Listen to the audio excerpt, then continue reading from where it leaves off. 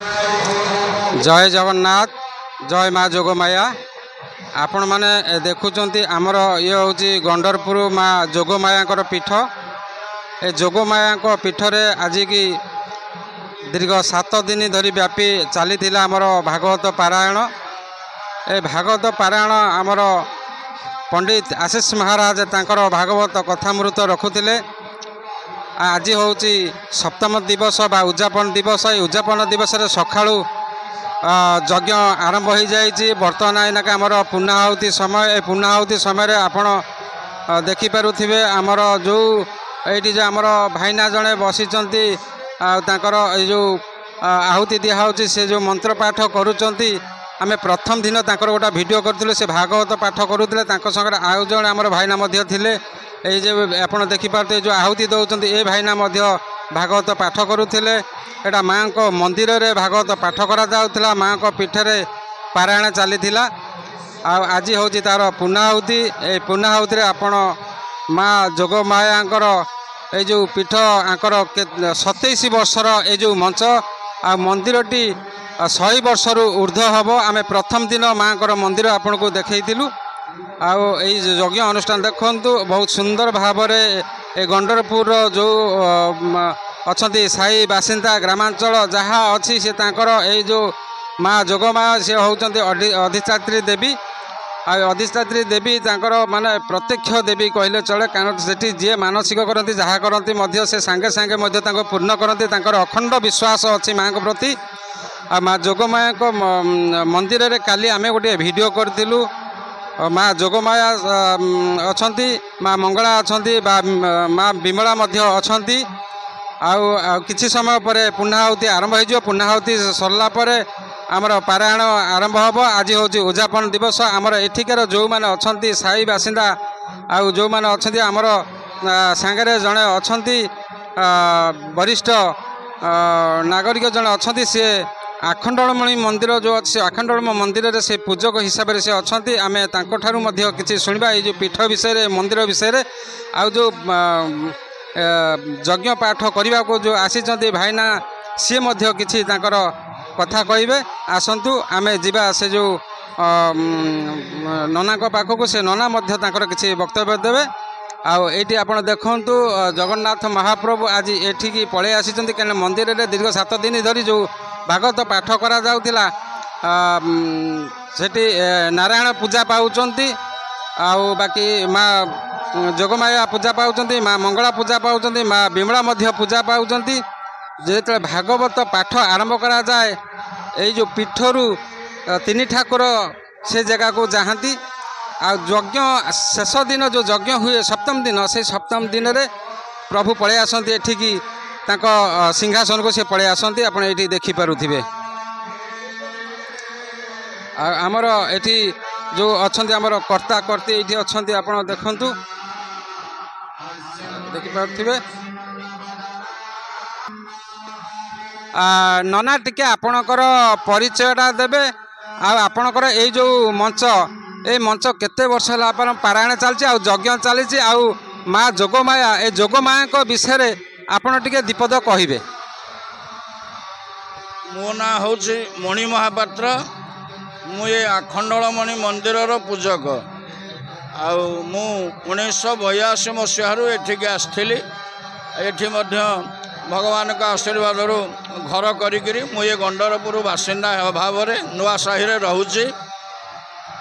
तेणु ये जोगमाया मंदिर सहित आमर बहुत संपर्क जेहेतु ये आमर गाँ ठाकुराणी ये 100 वर्ष ऊर्ध्व कि कहीं कहीपरनि जे केबे ठाकुराणी एठी जितेबाला गाँ अच्छे से बहु पूर्वर ये अच्छा। तेणु वर्तमान 27 वर्ष हम ये यज्ञ पारायण हूँ श्रीमद भागवत पारायण होती पूर्णाहुति दिन सप्तम दिवस दिन में यज्ञ अनुष्ठित हुए बहु लोक प्राय 2000 लोकर खाइबा पीवा आज ये एवं बहुत लोक महानदी विहार तथा गंडरपुरवासी तथा अन्यान्य आड़ू आसी प्रवचन 7 दिन हुए ये प्रवचन श्रवण करती एवं श्रीमद भागवतर आशीर्वाद लाभ करती। ये बहुत पुराना अनुष्ठान एठिकार भक्त माने भी बहुत श्रृंखलित एवं ग्रामवासी माने भी मध्य बहुत श्रृंखलित एमाने सबू निज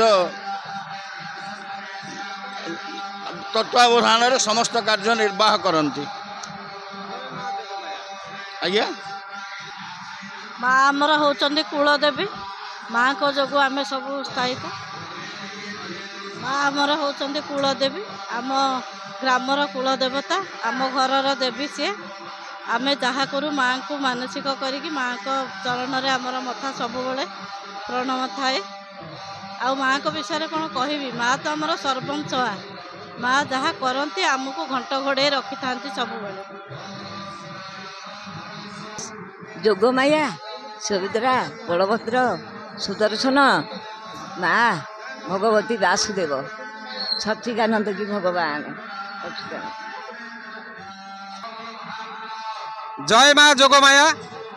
आपण मैंने देखुवे बर्तमान आमर जो पूर्ण आहुति अच्छे पूर्ण आहुति सबू भक्त मैंने माँ मैंने आप देखो एଠିकार बासिंदा आमर जो अच्छा माँ मैंने ये बहुत उपस्थित अच्छा कहीं आजिकल जो अनुष्ठान हो जो भागवत पारायण हो रामचरित्र मान हो माँ मानकर संख्या टी अधिका अच्छी आपड़ ये देखु बेसी अच्छा माँ मैंने आमर भाई मैंने जो सहित कर्मकर्ता मैंने से कार्य व्यस्त अच्छा आठ देखो आज पूर्णाहुति देखिपे ये माँ को बहुत श्रद्धालु अच्छा बहुत खुशी आप देखु जमी माँ को समर्धना जनाऊँच ठीक अच्छी आमर पूर्णाहुति समय बर्तमान हो गला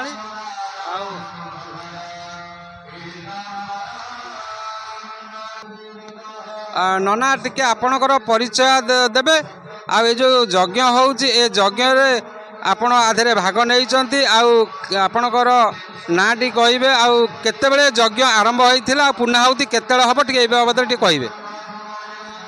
मो ना हूँ विभूति शतपथी आम घर जगतसिंहपुर गोरखनाथ पीठ आम आज आसंता काली सप्ताह लगी एठारे सप्ताह दिवस आरंभ होता तेणुक आज तार हूँ पूर्णाहुति आमे माने समस्ते काली दी जन पंडित आसलु ये यज्ञ कार्यक्रम करने आमे काली राति वर्षा बाघात जो एठारे काली किसी जोगाजोग कर सजाड़ी पार्लु ना तेणुक आज सकाल 6टा बेलू आम एठारे सजड़ा सजड़ी कर यज्ञ कार्यक्रम 10टा 15 मिनिट आरंभ करागला तेणुक माँ का पूर्णाहुति दिवस आउ घंटे पर करा जीवो।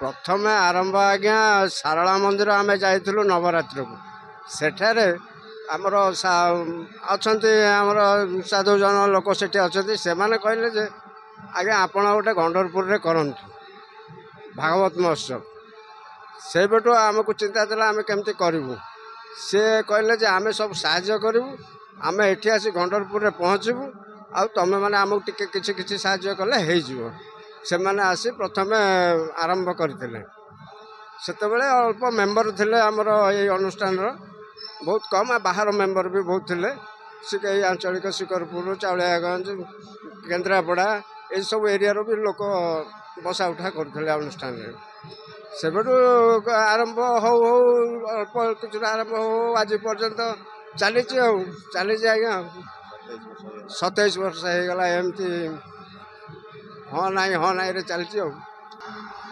जय जगन्नाथ माँ जोगमाया संस्कृति परिषद मो गोटे सभ्य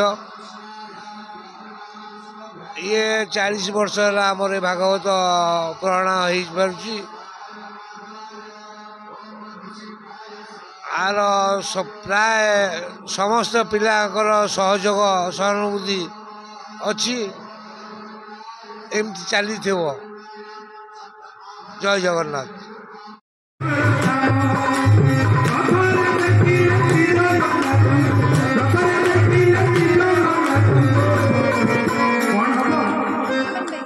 आओ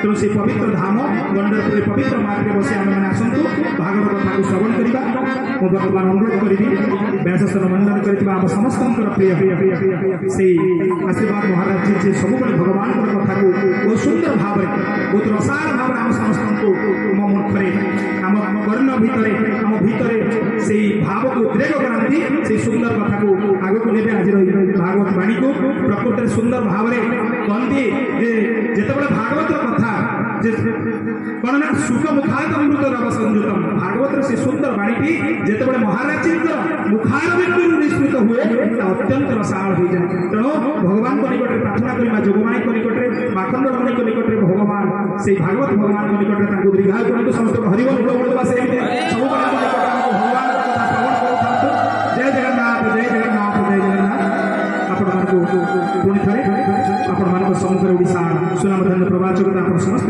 प्रिय महाराज जी को अनुरोध करी से आज वाणी को आगे ने जय जगन्नाथ जय जगन्नाथ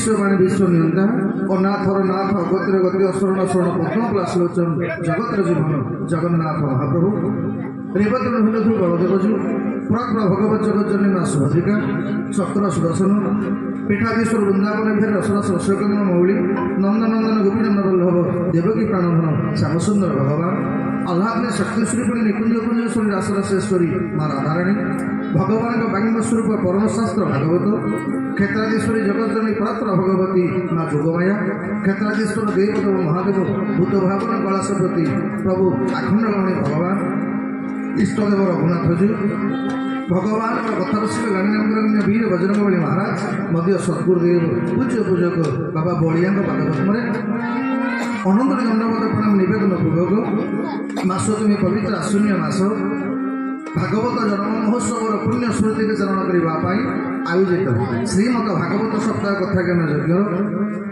ଆଜି ପୂର୍ଣ୍ଣାହୁତି ଦିବସରେ ଯାଜ୍ଞିକ କର୍ମରେ ଯୁକ୍ତ ଥିବା ସମସ୍ତ ବ୍ରାହ୍ମଣ ଦେବତା ତଥା ବ୍ୟାସରୂପରେ ଭାଗବତ ପାଠ କରିଥିବା ସମସ୍ତ ବ୍ରାହ୍ମଣ ଦେବତାମାନଙ୍କୁ ନମ ବ୍ରହ୍ମଣ ଦେବା ଗୋପୀନାଥ ନ୍ୟାୟରେ ସେହି ଭଗବାନଙ୍କ ବିଷ୍ଣୁଙ୍କ ସ୍ୱରୂପ ଜ୍ଞାନ କରି ଭକ୍ତିଭୂତ ପ୍ରଣାମ ନିବେଦନ କରି ଆଜିର ସନ୍ଧ୍ୟାରେ ଭାଗବତ ଭଗବାନଙ୍କର ଅପାର କରୁଣା ଏବଂ ଆମ ଗଣ୍ଡରପୁରର ଅହୋଭାଗ୍ୟ ଆଜି ଭଗବାନଙ୍କର ଭାଗବତ କଥା ଶ୍ରବଣ କରିବା ପାଇଁ ଯେଉଁ ପଞ୍ଚଦେବତା ମୋର ସମ୍ମୁଖ ଭାବରେ ଉପସ୍ଥିତ ହୋଇଛନ୍ତି ସେ ହେଉଛନ୍ତି ପରମ ପୂଜନୀୟ ପିତୃକଳ୍ପ ପଣ୍ଡିତମାନଙ୍କ ଭିତରେ ଅଗ୍ରଗଣ୍ୟ ମଣିନନା ସୁକାନ୍ତ ନନା ତଥା ବୈରାଗୀ ଭାଇନା ତ୍ରିପାଠୀ ଆଜ୍ଞା ଇତ୍ୟାଦି ସମସ୍ତ ବ୍ରାହ୍ମଣ ଦେବତାମାନଙ୍କୁ ଭକ୍ତିଭୂତ ପ୍ରଣାମ। এই ପବିତ୍ର କାର୍ଯ୍ୟକ୍ରମ ଆୟୋଜନ କରିଥିବା ମା ଯୋଗମାୟା ଭାଗବତ ଭାବପ୍ରଚାର ସାଂସ୍କୃତିକ ପରିଷଦର ସମସ୍ତ ସଦସ୍ୟ ସମସ୍ତଙ୍କ ନାଁ ଜାଣିଲେ ମଧ୍ୟ ମୋ ସହିତ ଯୋଗସ୍ଥ ସ୍ଥାପନ କରି ଏ ଦିବ୍ୟ କାର୍ଯ୍ୟକ୍ରମ କରିବାର ସୁଯୋଗ ପ୍ରଦାନ କରିଥିବା ଭଞ୍ଜ ଭାଇନାଙ୍କଠାରୁ ଆରମ୍ଭ କରି ଅଚ୍ୟୁତାନନ୍ଦ ମହାପୁରୁଷ ବାପି ରାଜୁ ଭାଇନା ଏବଂ ସମସ୍ତ ବିଶ୍ୱବାବୁଠାରୁ ଆରମ୍ଭ କରି ନନ୍ଦାବାବୁ ପର୍ଯ୍ୟନ୍ତ ପିଣ୍ଟୁ ଇତ୍ୟାଦି ଯେତେକ ଭଣ୍ଡ ଭାଇ ତଥା ଶିବବାବୁ ଏବଂ ଭରତ ଭାଇ ଇତ୍ୟାଦି ଯେତେକ ଭକ୍ତବୃନ୍ଦ ରହିଲେ ସମସ୍ତ ଭକ୍ତବୃନ୍ଦ ଏବଂ ଏଯାବତ ଭଗବାନଙ୍କ ଅଶୋକ ଆପଣମାନଙ୍କ ସମୟରେ ଅବଗାହିତ କରୁଥିବା ଓଡ଼ିଶାର ଲବ୍ଧ ପ୍ରତିଷ୍ଠିତ କଥାବାଚକ ପ୍ରକାଶ ବାବୁ ଏବଂ ଆମର ଅତି ପରିଚିତ ଲିଟୁଆସାରେ କୈଳାସ ଚନ୍ଦ୍ର ଦାସ ମହୋଦୟ ବାଦ୍ୟନ୍ତ୍ର ସହକର୍ତ୍ତା ମୋର ସହଯୋଗୀ ଲିଙ୍ଗରାଜ ବାବୁ ଏବଂ ମୁନା ବାବୁ ଭଗବାନଙ୍କର ପାବନ କଥାକୁ ଶ୍ରବଣ କରିବା ପାଇଁ ଏ ପବିତ୍ର ବୃନ୍ଦାବନ ଧାମରେ ଉପସ୍ଥିତ ସମସ୍ତ ସଜ୍ଜନ ବୃନ୍ଦ ଭକ୍ତିମତୀ ମା ମାନେ ଭଗବାନଙ୍କର କଥାକୁ ଶ୍ରବଣ କରିବା ପାଇଁ ସୁଦୂର ନିମାଳ ବଟରୁ ଆସିଥିବା ମୋର ପରମ ପୂଜାତ୍ମୀୟ ରଘୁନାଥ ବାବୁ ଆପଣମାନଙ୍କୁ ସମସ୍ତଙ୍କୁ ସେହି ଭଗବାନଙ୍କ ସ୍ୱରୂପରେ ଏ ଅଗମ ସେବକର ଭକ୍ତିଭୂତ ପ୍ରଣାମ।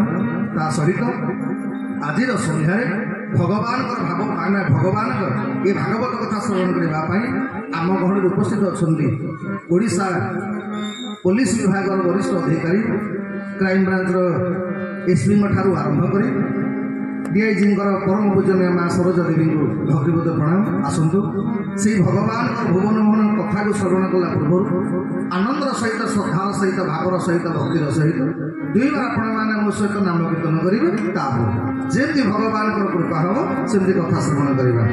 ରାଧେ ରାଧେ ଗୋବିନ୍ଦ ରାଧେ ରାଧେ ଗୋବିନ୍ଦ ରାଧେ ରାଧେ ଗୋବିନ୍ଦ ରାଧେ ରାଧେ ଗୋବିନ୍ଦ ରାଧେ ରାଧେ ଗୋବିନ୍ଦ ରାଧେ ରାଧେ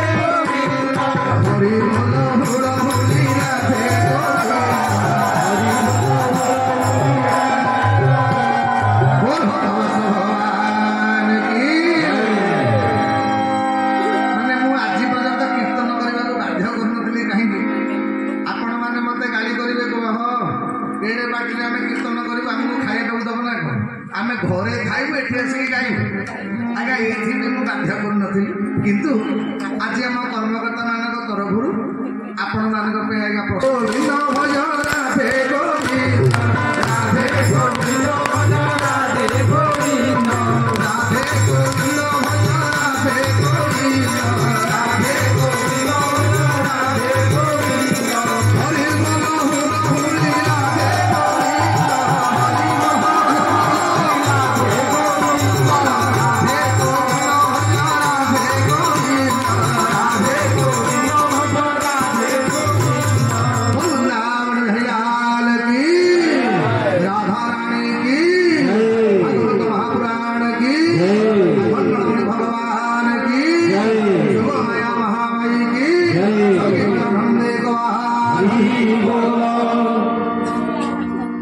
ହୁଳହୁଳି ଶ୍ଲୋକ ସରିଯାଇଥିବ 7 ଦିନ ହେଲା କେବେ ଆସିବ ବୋଲ ଭଗବତ ଭଗବାନ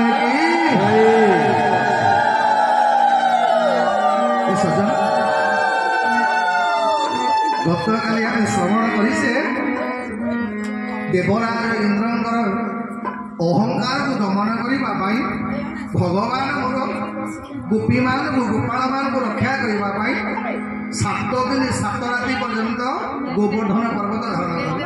ଆଉ ଭଗବାନ ବୃନ୍ଦାବନରେ ଯେଉଁ ଲୀଳା କରିଛନ୍ତି ଯଦି ଆମେମାନେ ଖାଲି ଲୀଳା କଥା ଆଲୋଚନା କରିବା ମୁଁ ଭାବୁଛି ବୋଧେ ବର୍ଷ ପରେ ବର୍ଷ ପଳେଇବ ଇଏ ଭଗବାନଙ୍କ ଲୀଳା ସରିବନି।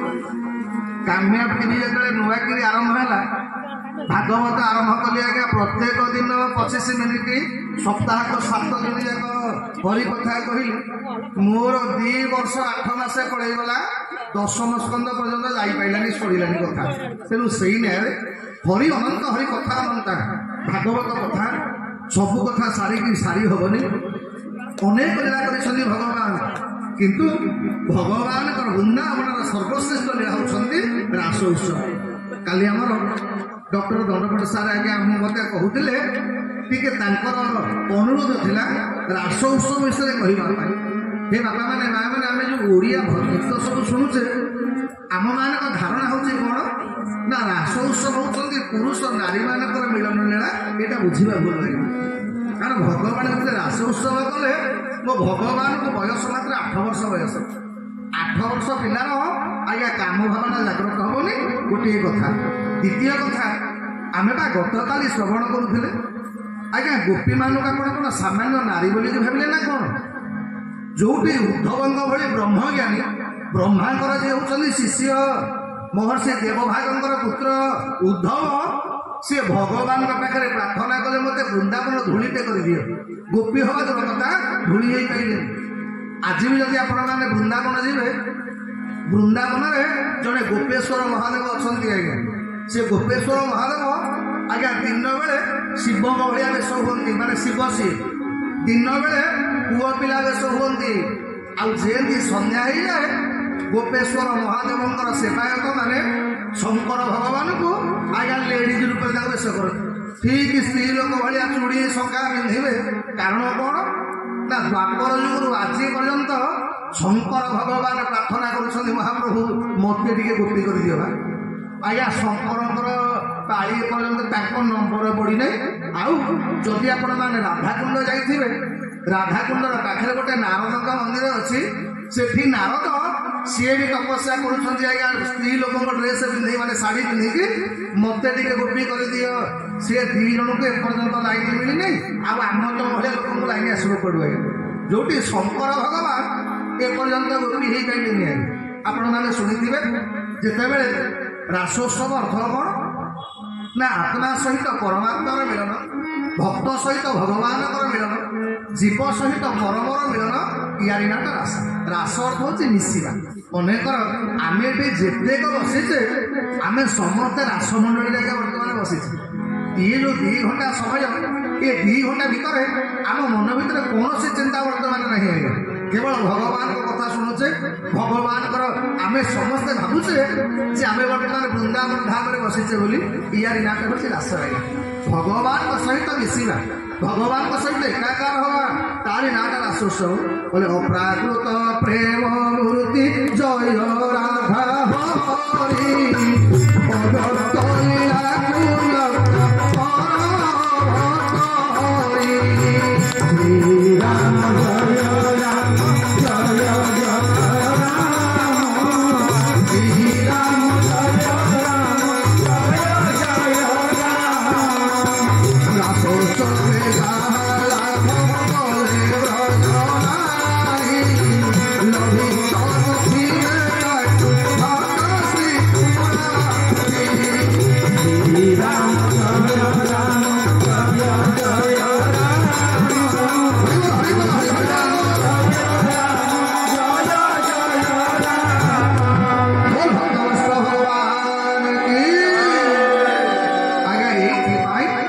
ରାସୋତ୍ସବଟାକୁ କେତେବେଳେ ଅନ୍ୟ ବୋଲିକି ବିଚାର କରିବେ। ଆଉ ରାଧା ଶବ୍ଦଟାର ଏତେ ମହତ୍ଵ ଯୋଉ ରାଧାଙ୍କ କଥା ଶ୍ରବଣ କରି ଜଗନ୍ନାଥ ମହାପ୍ରଭୁଙ୍କର ଯୋଉ ରୂପ ଆପଣ ଦେଖୁନାହାନ୍ତି, ଇଏ କେବଳ ରାଧାଙ୍କ କଥା ଶ୍ରବଣ କରି ଜଗନ୍ନାଥ ମହାପ୍ରଭୁ କୃଷ୍ଣରୁ ଜଗନ୍ନାଥ କାଲଟି ଗଲେ। କାହିଁକି ନା ଇଏ ଭଗବାନଙ୍କର ବୃନ୍ଦାବନର ଲୀଳାଟା କେବଳ ଜଣେ ଦେଖିଥିଲେ, ଆଜ୍ଞା ମା ରୋହିଣୀ ଦେଖିଥିଲେ। ତ ଦିନେ ଭଗବାନ ଆଜ୍ଞା ମଥୁରାକୁ ଗଲେ, ଦ୍ୱାରିକାକୁ ଗଲେ, କିନ୍ତୁ ଭଗବାନ କୋଉଦିନ ରାଧାଙ୍କ ନାଁକୁ ଆଜ୍ଞା ଭୁଲି ନାହାନ୍ତି।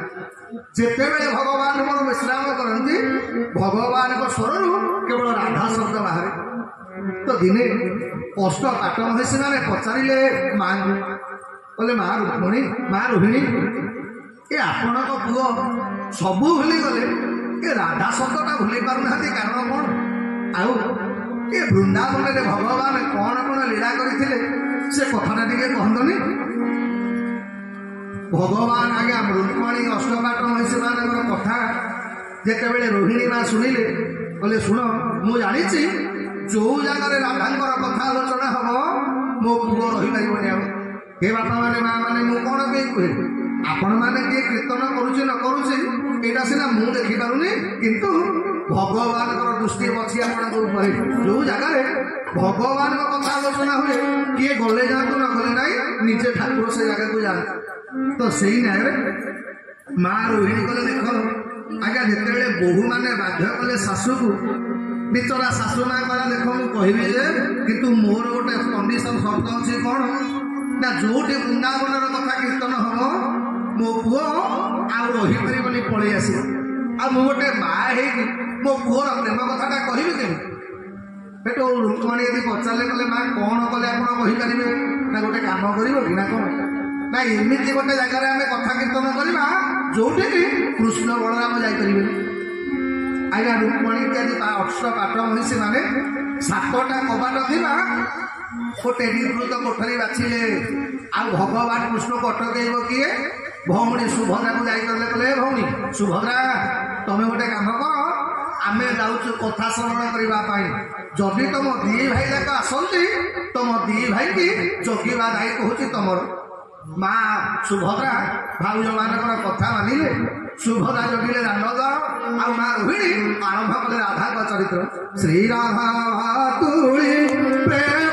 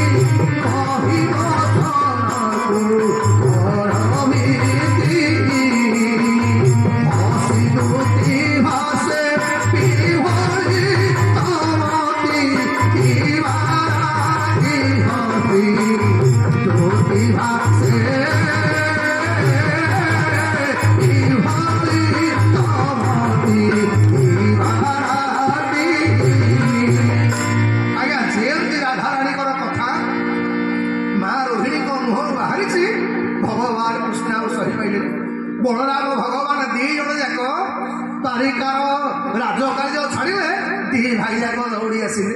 ଯେତେବେଳେ ଦୌଡ଼ି ଆସନ୍ତି, ଦ୍ୱାର ପାଖରେ ମା ସୁଭଦ୍ରା ହାତ ଟେକି ଦେଲେ, କହିଲେ ପ୍ରଭୁ ରହିଯା, ଆଜି ଭିତରକୁ ଅନୁମତି ମିଳିବନି ତମକୁ।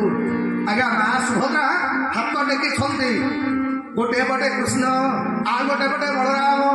ଦ୍ୱାର ତାଙ୍କର ଶୁଭୁଛି ମା ରାଧାରାଣୀଙ୍କର କଥା, ବୃନ୍ଦାବନର କଥା।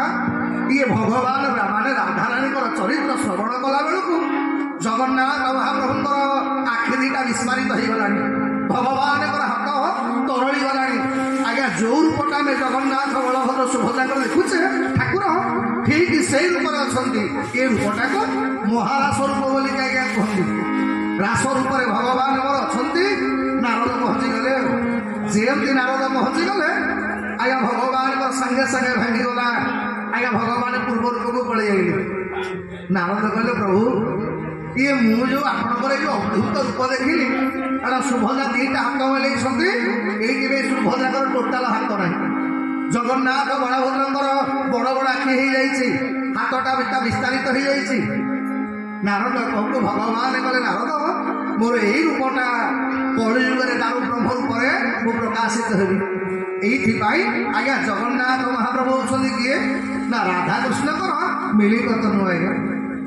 ଠାକୁର ଅଭିରାମ ପରମହଂସ ଏଇଥିପାଇଁ କୁହନ୍ତି କହିଲେ ରାଧା ନାମେ ପିର ସୁଧା ସର୍ବଦା, ରାଧା ନାମେ ପିର ସୁଧା ସର୍ବଦା, ଭଜିଲେ ନ ଲାଗେ ସଂସାର ବାଧା, ରାଧା ନାମେ ପିର ସୁଧା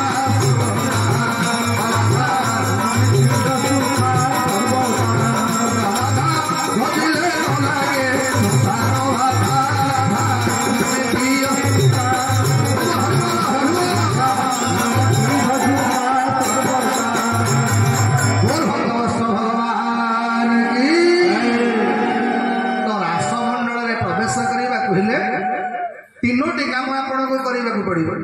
ପ୍ରଥମ କାମ କ'ଣ ନା ଭଗବାନ ରାସମଣ୍ଡଳରେ ପ୍ରବେଶ କରିବା ପୂର୍ବରୁ ଆଗ କାଳିଅ ହ୍ରଦରୁ ବିଷ ବାହାର କଲେ।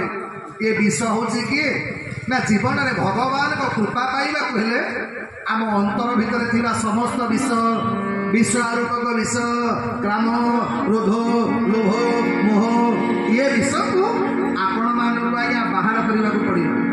ଖାଲି ବିଷକୁ ବାହାର କଲେ ହବନି। ଭଗବାନ କାଳିକୁ ଦମନ କରି ସାରିଲା ପରେ ଭଗବାନଙ୍କର 2 ନମ୍ବର ଲୀଳା ହେଉଛନ୍ତି ଆଜ୍ଞା ବସନ ଚୋରି ଲୀଳା। ବସନ ଚୋରି ଅର୍ଥ କ'ଣ? ଭଗବାନ ଲୌକିକ ଲୁଗାପଟା ଚୋରି କରିନାହାନ୍ତି ଆଜ୍ଞା।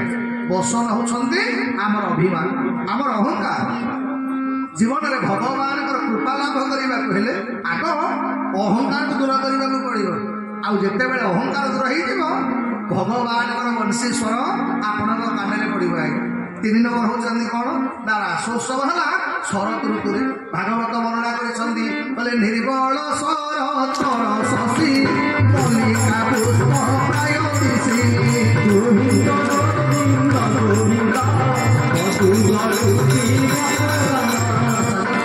ରାସୋତ୍ସବ ହେଉଛନ୍ତି ଶରତ ଋତୁରେ। କାରଣ କ'ଣ ନା ଶରତ ଋତୁ ଆସିଲେ ଇଏ ନଦୀ ନାଳ ଆକାଶ ଯେତେ ସବୁ ମେଘୁଆ ଥିବ, ଏବେ ଆପଣ ଯାଉନାହାନ୍ତି ଆଜ୍ଞା ଦେଖିବେ ଆମ ମହାନଦୀର ପାଣିଟା ଗୋଳିଆ ପାଣି ଥିବ, ପୋଖରୀ ପାଣି ଗୋଳିଆ ହେଇଥିବ, ଆକାଶଟା ମେଘଯୁକ୍ତ ଥିବ। ଯେମିତି ଶରତ ଋତୁ ପ୍ରବେଶ କରିବ ଆପେ ଆପେ ସବୁ ନିର୍ମଳ ହେଇଯିବ। ଅର୍ଥ କ'ଣ ନା ଜୀବନରେ ଭଗବାନଙ୍କୁ ପାଇବାକୁ ହେଲେ ଆମ ମନଟାକୁ ନିର୍ମଳ କରିବାକୁ ପଡ଼ିବ।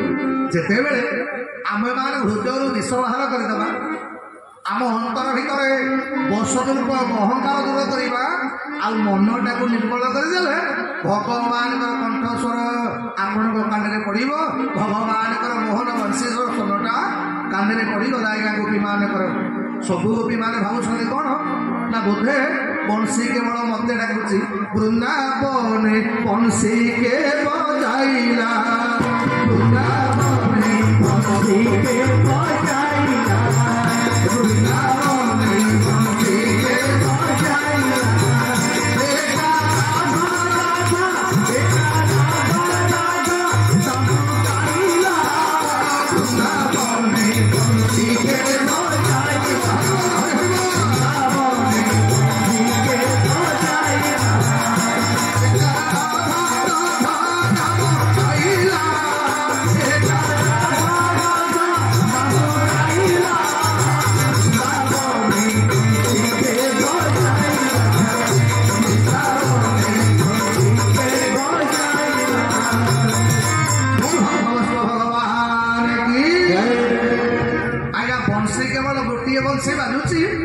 ବଂଶୀ କେବଳ ଗୋପୀମାନଙ୍କ କାନରେ ପଡୁଛି, ଗୋପାଳ ବାଳକଙ୍କ କାନରେ ପଡୁନି। ପରିହିତ ମହାରାଜ ପଚାରେ କଲେ ସୁଖଦେବ ମନେକର ମାଇକିଟା ବାଜିବ, ଆଜ୍ଞା ମାଇକଟା କ'ଣ କେବଳ ଖାଲି ଆମକୁ ଶୁଭୁଛି ଆଉ ଯେ ଦୋକାନରେ ବଇଛି ତାକୁ ଶୁଭୁନି? ଆଜ୍ଞା ମାଇକ